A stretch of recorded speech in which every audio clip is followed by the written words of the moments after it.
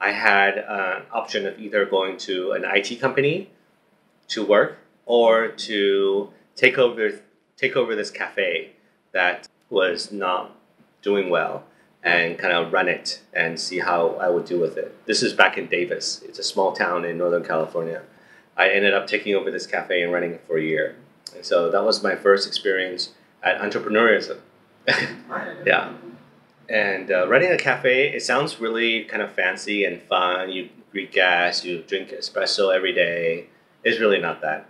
Because a cafe in a university town, you're essentially open from 7 a.m. To capture kind of like the people who are going to work crowd or the student crowd until very late at night, until after the students all finish studying and go home. So it was like from 7 a.m. to like 11 p.m.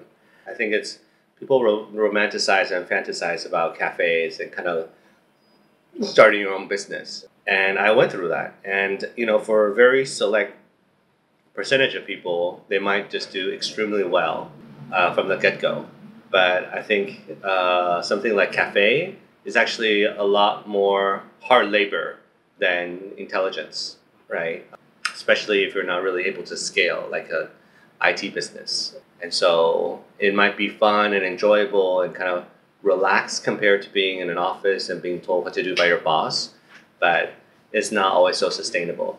I mean, there's so many cafes, right? And then you just walk around and like maybe the next month or 6 months later, it's no longer there. Yeah. And I always ache whether it's like a young person starting the business or some middle-aged person who got laid off from his work and he's hoping that, this could be his second chance at like career or at a business, and then it doesn't go well. And all those sunk costs, right? Like all the furnishing and all the decorations and all the equipment, it's all sunk cost. And people with, very supportive families or with resources can afford to bounce back.